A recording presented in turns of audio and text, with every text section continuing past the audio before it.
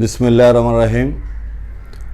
উচ্চ মাধ্যমিক হিসাব বিজ্ঞান প্রথম পত্রের নিয়মিত অনলাইন ক্লাস আমি করে যাচ্ছি। ইতিমধ্যে উচ্চ মাধ্যমিক হিসাব বিজ্ঞান প্রথম পত্রের 10টি ক্লাস অনলাইনে নিয়েছিলাম। বর্তমানে আমি উচ্চ মাধ্যমিক হিসাব বিজ্ঞান প্রথম পত্রের 3য় অধ্যায় ব্যাংক সমন্বয় বিবরণীর উপর 4র্থ ক্লাস আরম্ভ করতে যাচ্ছি। ব্যাংক সমন্বয় বিবরণীর উপর এর আগে 3টি ক্লাস নিয়েছিলাম। নিশ্চয় তোমরা যারা সংযুক্ত আছো তারা উপকার পাচ্ছ বলে আমার বিশ্বাস, কারণ আমি নিয়মিতভাবে ক্লাসগুলো করে যাচ্ছি এবং আমার নিজস্ব উদ্ভাবনের ফলে যেই সহজ কৌশলগুলো তোমাদেরকে বোঝানোর চেষ্টা করেছি। তো আজকে ব্যাংক সমন্বয় বিবরণীর উপর প্রাথমিক একটু আবার ধারণা দেই। একজন ব্যবসায়ী যখন ব্যবসা আরম্ভ করে তখন তার লেনদেনগুলো নগদে এবং ব্যাংকে মাধ্যমে হয়। প্রয়োজনে সে ব্যাংকে একটা অ্যাকাউন্ট খোলে, সেই অ্যাকাউন্টের মাধ্যমে লেনদেন করে। আর প্রত্যেক ব্যবসায়ীকে একটি কারেন্ট অ্যাকাউন্ট খুলতে হয় বিভিন্ন ব্যবসায়িক লেনদেনের জন্য। একজন ব্যবসায়ী নগদ লেনদেনগুলো নগদ কলামও লিখে থাকে, নগদান বহির, এবং ব্যাংকের কলামও লিখে থাকে। পাশাপাশি সে যখন ব্যাংকে অ্যাকাউন্ট খোলে ব্যাংক কর্তৃপক্ষও তার রেকর্ডপত্র রাখে। ব্যাংক কর্তৃপক্ষ যে রেকর্ডপত্র রাখে তাকে বলা হয় ব্যাংক বিবরণী বা পাসবই। আর নগদান বহি বা ব্যবসা প্রতিষ্ঠানের আভ্যন্তরীণ যে হিসাব রাখা হয় তাকে বলে নগদান বহি। বছর শেষে নগদান বহির উদ্বৃত্তের সাথে ব্যাংক উদ্বৃত্তের যে গড়মিলগুলো হয় তা মিলানোর বিবরণীর নাম ব্যাংক সমন্বয় বিবরণী। ইতিমধ্যে আমি আরও 3টে ক্লাস নিয়েছি, তাই বিস্তারিত না গিয়ে আমি মূল কথাতে চলে যাচ্ছি। ব্যাংক সমন্বয় বিবরণী 2টি নিয়মে করা হয়। ক, একক জ্যার পদ্ধতি, যেটি এর আগে আমি অনেকগুলো ক্লাস নিয়েছি, তোমরা নিশ্চয়ই বুঝেছ। খ, সংশোধিত জ্যার পদ্ধতি, এটির উপর আমি একটি ক্লাস নিয়েছিলাম। আজকে আবার আরেকটি ক্লাস নিয়ে তোমাদেরকে বোঝানোর চেষ্টা করব। একক জ্যার পদ্ধতির সহজ কৌশল হলো ইস্যুকৃত চেক বা বিল উপস্থাপিত না হলে যোগ হয়।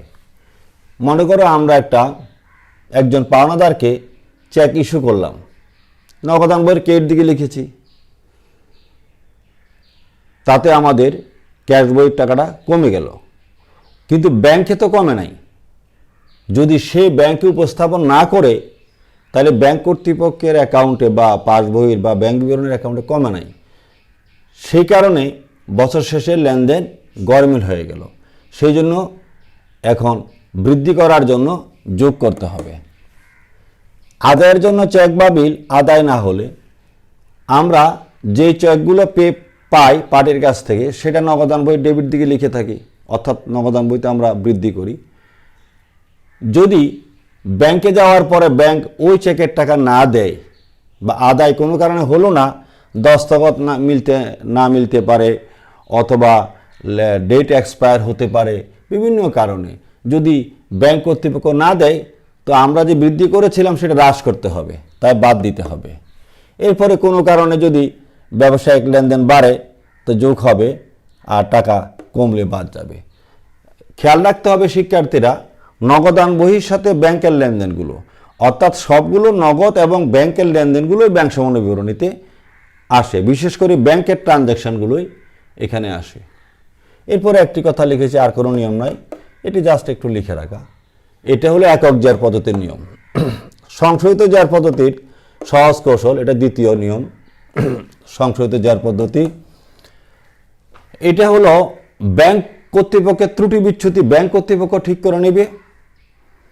ব্যবসা প্রতিষ্ঠানের ত্রুটি বিচ্যুতি ব্যবসা প্রতিষ্ঠানের অ্যাকাউন্টস অফিসার বা যারা লেনদেন লিখি তারা নিজেরা ঠিক করে নেবে। এই জন্যই বলেছি ব্যাংক কর্তৃপক্ষের ত্রুটি বিচ্যুতি ব্যাংক কর্মকর্তাগণ ঠিক করবেন, প্রতিষ্ঠানের বা নগদান বহির ত্রুটি বিচ্যুতি প্রতিষ্ঠানের কর্তৃপক্ষ ঠিক করবেন। এবার একটা বোর্ড কোশ্চেনের আলোকে আমরা বোঝানোর চেষ্টা করি। জনাব উমামা আতিফের 2015 সালের 31শে ডিসেম্বর তারিখের ব্যাংক সংক্রান্ত লেনদেন নিম্নরূপ। 2015 সালের 31শে ডিসেম্বর তারিখে নগদান বই মোতাবেক ব্যাংক জমা অতিরিক্ত। এটা ব্যাংকে জমা নাই, বরং ব্যাংক থেকে আমরা আরও অতিরিক্ত টাকা তুলে নিয়ে আসছি। কারেন্ট অ্যাকাউন্ট যাদের থাকে তারা প্রয়োজনে সময় মতো টাকা তুলতেও পারে। অতিরিক্ত টাকা হলো 30,000। সেকেন্ড হলো পাওনাদারের বরাবর 10,000 টাকা, 15,000 টাকা এবং 5,000 টাকা 3টি চেক ইস্যু করা হয়। কিন্তু 5,000 টাকার চেকখানি 31শে ডিসেম্বর 2015 তারিখের মধ্যে ব্যাংক কর্তৃক পরিশোধিত হয়ে গেছে। শিক্ষার্থীরা খেয়াল রাখতে হবে, যে লেনদেনগুলো মীমাংসা হয়ে গেছে সেগুলো আর আমরা এখানে ব্যাংক সমন্বয় বিবরণীতে আনবো না। অর্থাৎ 5,000 টাকা আর আমরা আনবো না, আমরা আনবো 10,000 আর 15,000 টাকা। সেটা কি করতে হবে? আমাদের নিয়মে লেখা আছে, ইস্যুকৃত চেক উপস্থাপিত না হলে, এই যে আমাদের নিয়মে বলছি ইস্যুকৃত চেক উপস্থাপিত না হলে যোগ হয়। আদায়ের জন্য 15,000 টাকা, 14,000 টাকার প্রাপ্য বিল 29শে ডিসেম্বর 2015 তারিখে ব্যাংকে জমা দেওয়া হয়। চেকখানি 3রা জানুয়ারি 16। খেয়াল রাখতে হবে শিক্ষার্থীরা, আমাদের লেনদেন হলো 31শে ডিসেম্বর 15, এরপরে চলে গেলে এগুলো হবে না। অর্থাৎ 31শে ডিসেম্বরের ভিতরে এটা হয় না, এর পরে হয়েছে, অতএব এটা বিবেচনা আনতে হবে না। 3রা জানুয়ারি 2016 তারিখে আদায় হলেও প্রাপ্য বিলখানি আদায় হয়নি, অর্থাৎ 15 সালের ভিতরে একটাও আদায় হয় নাই। তো আমাদের নিয়মে কি বলে দেখি, আদায়ের জন্য চেক বা বিল আদায় না হলে বাদ যায় একক জ্যার পদ্ধতিতে, আমরা সেই নিয়মই করব। আচ্ছা, অতঃপর দেনাদার থেকে প্রাপ্ত 30,000 টাকার চেক আদায়ের জন্য ব্যাংকে জমা দেওয়া হয়, কিন্তু নগদান বইতে লিপিবদ্ধকরণ বাদ পড়েছে। 4,000 টাকার একটি প্রাপ্য বিল 3800 টাকা বাটাকরণ করা হয়।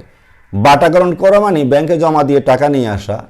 জমা দিলাম 4,000 টাকার, ব্যাংক দিলে 3800 টাকা, অতএব 200 টাকা আমাদেরকে ব্যাংক কম দিয়েছে। যা পেয়েছি আমরা তাই লিখব, কিন্তু নগদান বইতে সম্পূর্ণ মূল্য লিপিবদ্ধকরণ হয়েছে, অর্থাৎ 200 টাকা আমরা বেশি লিখে ফেলেছি। সেই কারণে 200 টাকা এখন হিসাবভুক্ত করতে হবে, প্রয়োজনে বাদ দিতে হবে। ব্যাংক কর্তৃক দেনাদার হতে সরাসরি আদায় 24,000 টাকা, নগদান বইতে লিপিবদ্ধকরণ হয়নি। 22শে ডিসেম্বর 2015 তারিখে আদায়ের জন্য ব্যাংকে জমাকৃত চেক 3,000 টাকা 25শে ডিসেম্বর 2015 তারিখে প্রত্যাখ্যাত হয়। শিক্ষার্থীরা খেয়াল রাখতে হবে, প্রত্যাখ্যাত হলে ব্যবসায়িক লেনদেন কমে যায়, অর্থাৎ নগদান বইয়ের কের দিকে লিখি, সেই হিসাবে নর্মাল নিয়মে বাদ দিতে হয়। ব্যাংক জমা অতিরিক্ত সুদ 500 টাকা, ব্যাংক চার্জ 200 টাকা, নগদান বইতে লিপিবদ্ধ হয়নি। এবার করণীয়, উপরের 6 এবং 7 লেনদেনগুলোর জাবেদা দাও। শিক্ষার্থীরা আসো আবার 6 নাম্বার লেনদেন কি বলে, ব্যাংক কর্তৃক দেনাদার হতে সরাসরি আদায়, নগদান বইতে লিখি নাই। আদায় করলে ব্যাংকে জমা বাড়ে, ব্যাংকে জমা বাড়লে ব্যাংক হবে ডেবিট, তো ব্যাংক হিসাব ডেবিট, প্রাপ্য হিসাব বা দেনাদার হিসাব ক্রেডিট। জাবেদার ঘর রাখলাম, লিখে ফেললাম। 7 নাম্বার হলো 22শে ডিসেম্বর 2015 তারিখে আদায়ের জন্য ব্যাংকে জমাকৃত চেক 3,000 টাকা 25শে ডিসেম্বর 15 তারিখে প্রত্যাখ্যাত হয়। প্রত্যাখ্যাত হলে ব্যাংকে জমা কমে যায়, কমে গেলে ব্যাংকে জমা কমলে ব্যাংক হবে ক্রেডিট, অর্থাৎ যাদের চেক বা বিল তাদেরকে ফিরিয়ে দেব, সেজন্য ওরা হবে ডেবিট, প্রাপ্য হিসাব বা দেনাদার হিসাব ডেবিট, ওদেরকে ওদের চেক ফিরিয়ে দেব। আর ব্যাংকে জমা কমবে বা হ্রাস হবে, সেজন্য ব্যাংক হবে ক্রেডিট। এই কয়ের উত্তর হয়ে গেল। এবার আসি খ, একক জ্যার পদ্ধতিতে ব্যাংক সমন্বয় বিবরণী তৈরি করো। একক জ্যার পদ্ধতি নিয়মটা বোর্ডে লেখা আছে, শিক্ষার্থীরা খেয়াল করো। ইস্যুকৃত চেক বা বিল উপস্থাপিত না হলে যোগ হয় একক জ্যার। আদায়ের জন্য চেক বা বিল আদায় না হলে বাদ যায়, টাকা বাড়লে যোগ হয়, টাকা কমলে বাদ যায়। এইটা হলো একক জ্যারের নিয়ম। এখন শিক্ষার্থীরা আসো আমরা খ আনসার করার চেষ্টা করি।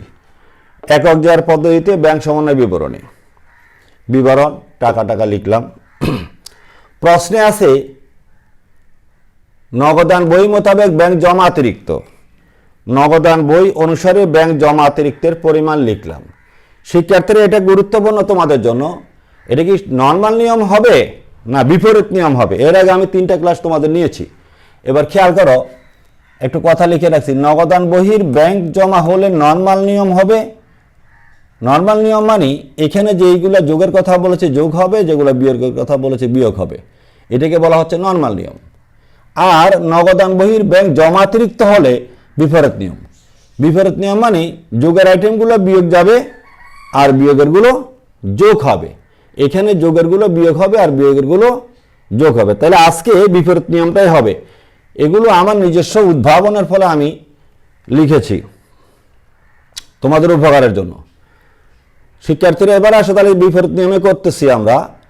পাওনাদারের বরাবর 10,000, 15,000 টাকা, 5,000 টাকার 3টি চেক ইস্যু করা হয়, কিন্তু 5,000 টাকার চেক কানি 31শে ডিসেম্বর তারিখের মধ্যে পরিশোধ হয়ে গেছে, অর্থাৎ 5,000 টাকার লেনদেন মীমাংসা হয়ে গেছে, হয় নাই 10,000 আর 15,000।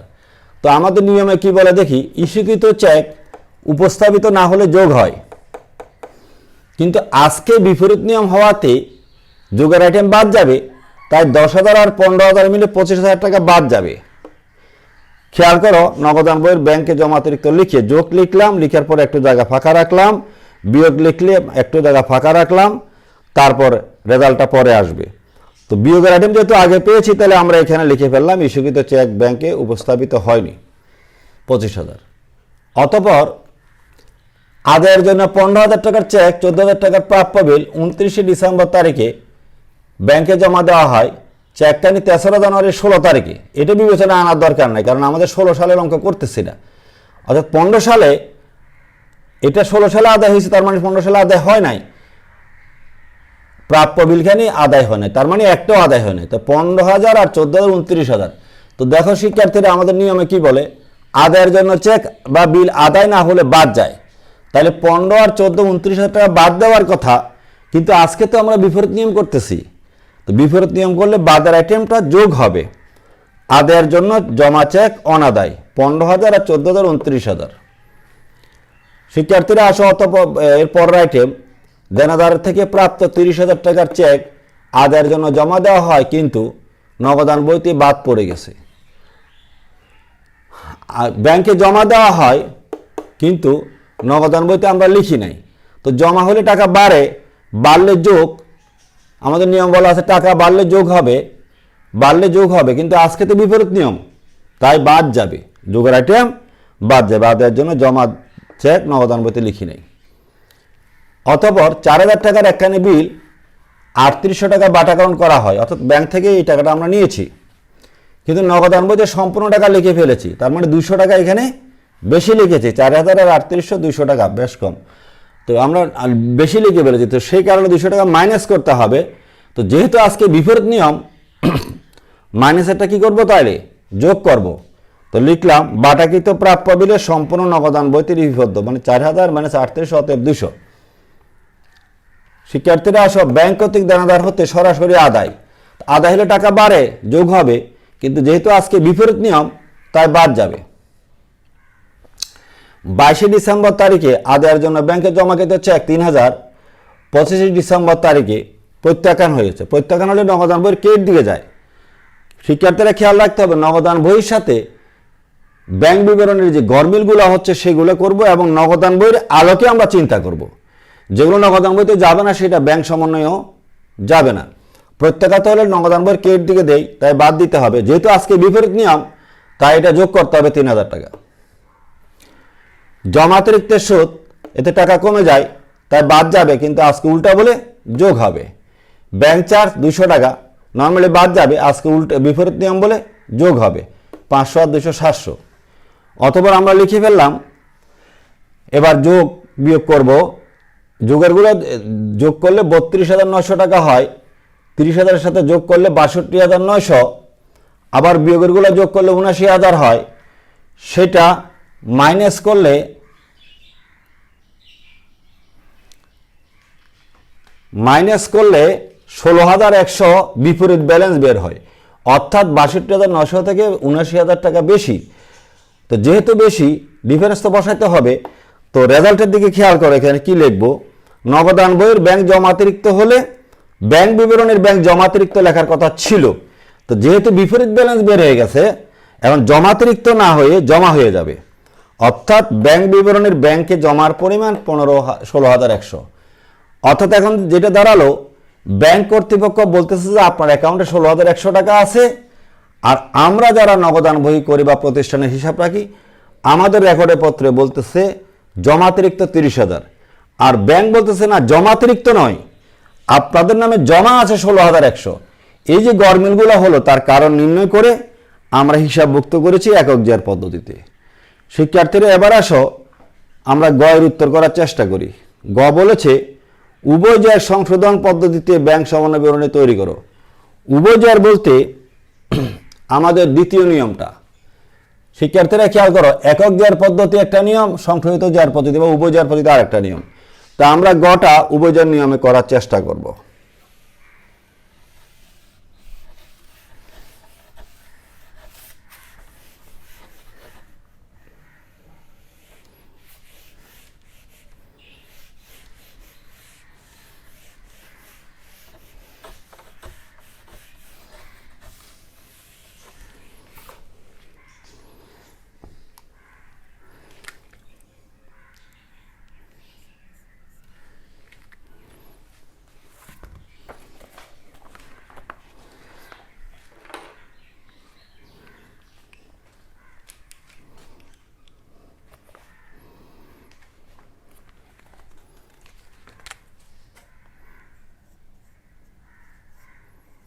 উভয় জের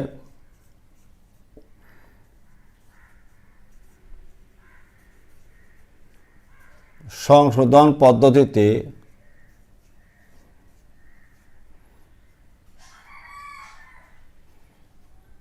ব্যাংক সমন্বয় বিবরণী।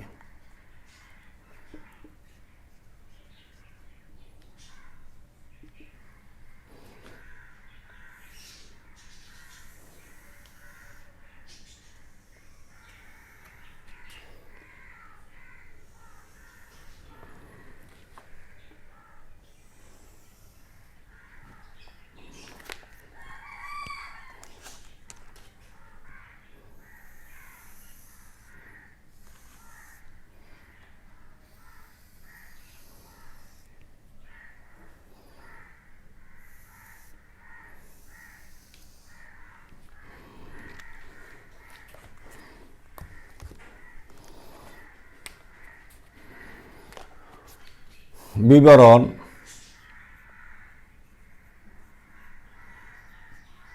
টাকা টাকা। শিক্ষার্থীরা খেয়াল রাখতে হবে উভয় জের সংশোধন পদ্ধতিতে ব্যাংকের ব্যালেন্সটা আমরা আগে লিখব। আমরা একটু আগে খ থেকে যে নির্ণয় করেছিলাম ব্যাংকের ব্যালেন্স, সেই ব্যালেন্সটা এনে আগে বসাতে হবে।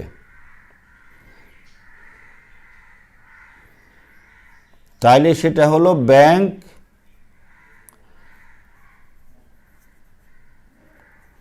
বিবরণী অনুযায়ী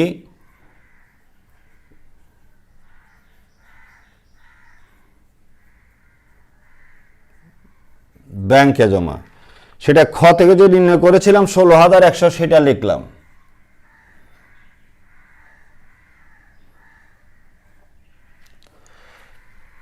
এরপরে যোগ দেব, গত ক্লাসে আমি আলোকপাত করেছিলাম এটার উপরে, এই নিয়মটা লিখে ফেললে ভালো।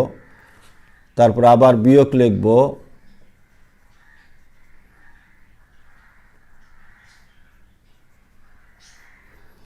এভাবে করে ফেললে একটু সুবিধা হয় তোমাদের জন্য।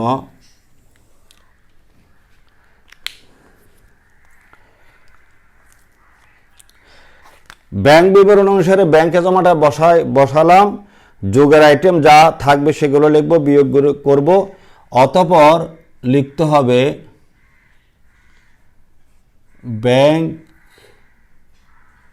বিবরণী অনুযায়ী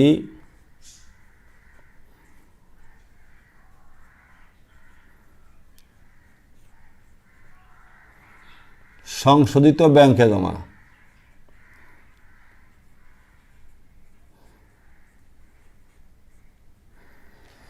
এটা একটা অংশ হবে, যার যার ভুল ত্রুটি সে নিজেরা ঠিক করবে, এটা ব্যাংক কর্তৃপক্ষ ত্রুটি বিচ্যুতি ঠিক করব। এবার আসবো নগদান বহির লেখাগুলা। তো নগদান বহির ব্যাংক জমাতিরিক্ত আছে নগদান বহির ব্যাংক জমাতিরিক্ত, সেই টাকাটা আমরা দেখে দেখে লিখব 30,000 টাকা। এখানেও যেটা যোগের দরকার সেটা যোগ করতে হবে, লিখে 1 2 3, এটা আমার নিজস্ব একটা কৌশল। তারপরে লিখব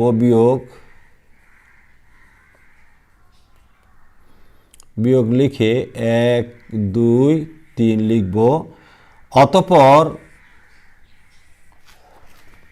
অতঃপর নগদান বই সংশোধিত ব্যাংকে জমা হবে।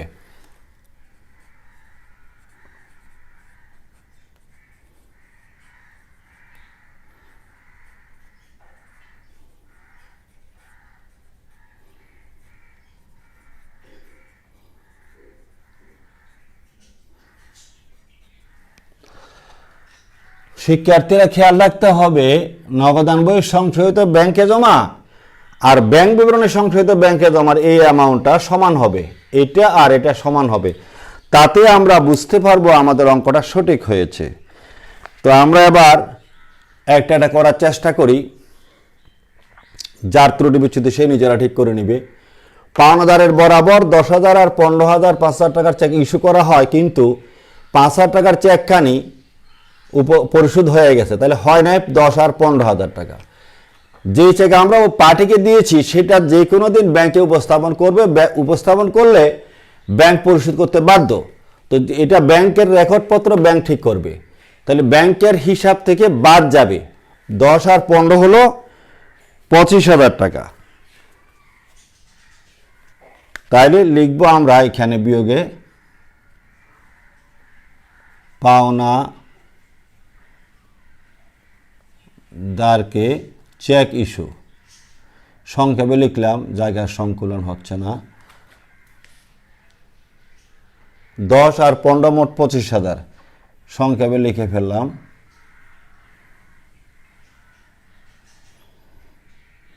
প্রয়োজনে লিখে দিতে পারো 10,000 যোগ 15,000। অতঃপর আদায়ের জন্য চেক এবং বিল ব্যাংকে জমা দেওয়া হয়। তো জমা দিছি আজকে না হোক, ব্যাংক যে কোনো সময় আদায় করে নেবে, এটা ব্যাংকের দায়িত্ব। তাই এটা ব্যাংক কর্তৃপক্ষ ঠিক করে নেবে। আদায় হইতে অনেক সময় 2-4 দিন সময় লাগতেও তো পারে, অতএব টাকা বাড়বে, ব্যাংক কর্তৃপক্ষ এটা ঠিক করবে, কারণ ব্যাংকের কাছে আমরা জমা দিয়ে রেখেছি। তাইলে লিখব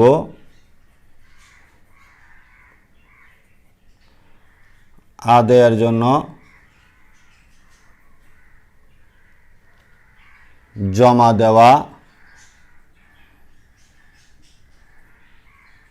চেক ও বিল, জায়গার সংকট তাই একটু সংক্ষেপে লিখলাম।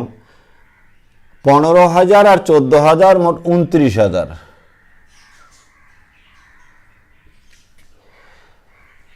শিক্ষার্থীরা আবারও বলি, ব্যাংক কর্তৃপক্ষের ত্রুটি বিচ্যুতিগুলো ব্যাংক কর্তৃপক্ষ ঠিক করে নেবে। আমাদের ত্রুটি বিচ্যুতিগুলো আমরা নগদান বই যারা রেকর্ডভুক্ত করি, প্রতিষ্ঠানে যারা আছি তারা আমরা নিজেরা ঠিক করে নেব। এভাবে সংশোধিত জ্যার পদ্ধতিটা করা হয়।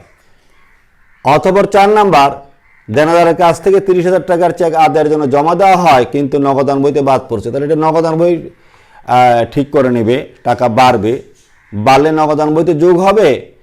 তো যেহেতু আজকে আমরা বিপরীত নিয়ম করতেছি, অর্থাৎ ব্যাংক বিবরণের ব্যাংক জমাতিরিক্ত আছে, তাহলে যোগের আইটেম কি হবে? বাদ যাবে। আদায়ের জন্য চেক বা জমা হয়েছে 30,000 টাকা, সেটা নর্মালি যোগ হয়, আজকে বিপরীত নিয়ম বলে বাদ যাবে। বিপরীত নিয়ম মানে আজকে ব্যাংকে জমা না হয়ে ব্যাংক জমা অতিরিক্ত, সেই কথাগুলো আমি এই জায়গায় লিখে রেখেছি, বিয়োগ হবে।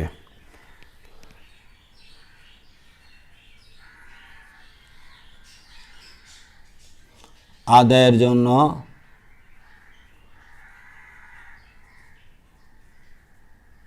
জমা চেক, সংক্ষেপে লিখলাম 30,000।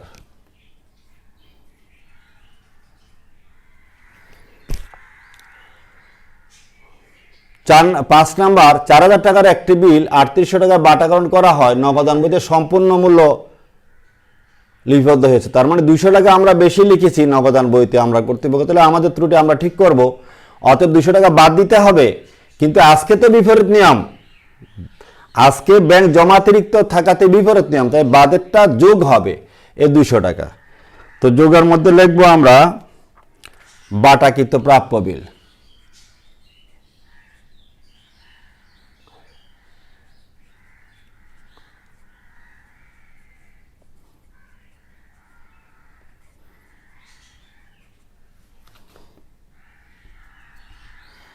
শুধু 200 টাকাই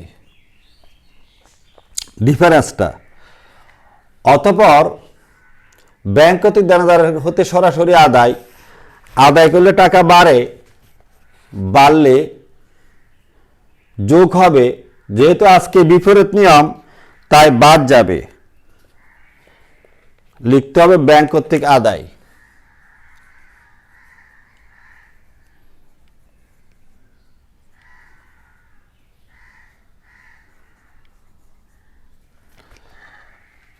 $24,000 টাকা।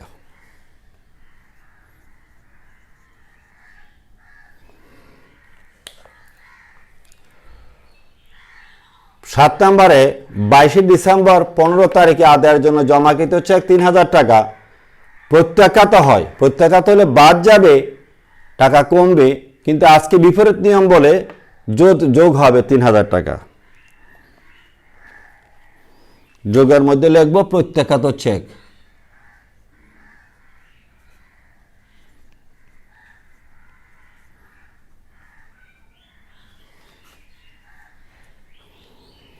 $3,000 টাকা।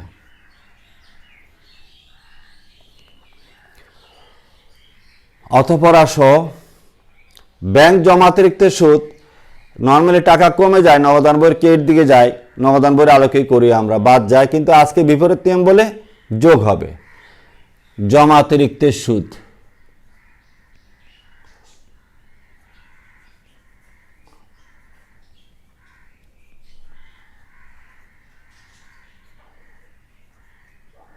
ও চার্জ,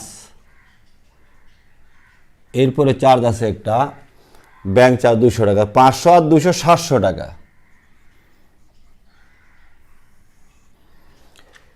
এবার আমরা যোগ বিয়োগ করব শিক্ষার্থীরা। আমাদের 16,100 টাকার সাথে এই 29,000 টাকাটা যোগ হবে।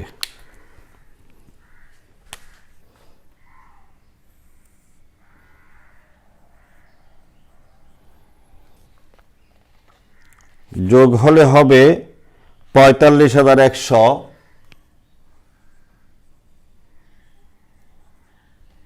বিয়োগের হলো 25,000, এটা ব্র্যাকেট দিলেও পারো, হলো 20,100।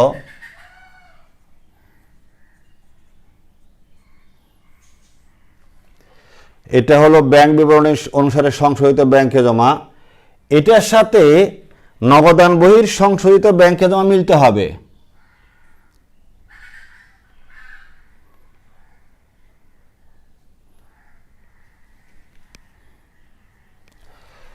এবার আসি নগদান বহির আলোকে।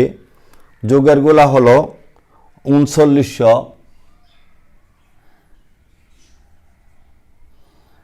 33,900, 30,000 টাকা যোগ করলে 30 আর 24 হলো 54,000, মাইনাসটা বেশি হয় তাই বিপরীত ব্যালেন্স বের হবে 20,100।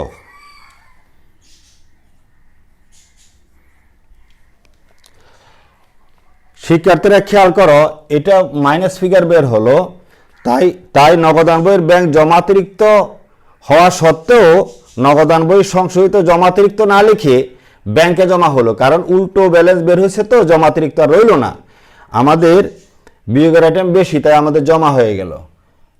শিক্ষার্থীরা খেয়াল করো, ব্যাংক বিবরণী অনুসারে সংশোধিত ব্যাংকে জমা 20,100, নগদান বহি সংশোধিত ব্যাংকে জমা 20,100, এই দুটো অ্যামাউন্ট মিলে গেলে তাহলে আমরা বুঝতে পারবো সংশোধিত জ্যার পদ্ধতিটা সঠিক হয়েছে। তো শিক্ষার্থীরা আমি এই ব্যাংক সমন্বয় বিবরণীর উপরে 4টি ক্লাস নিয়েছি। আশা করি তোমরা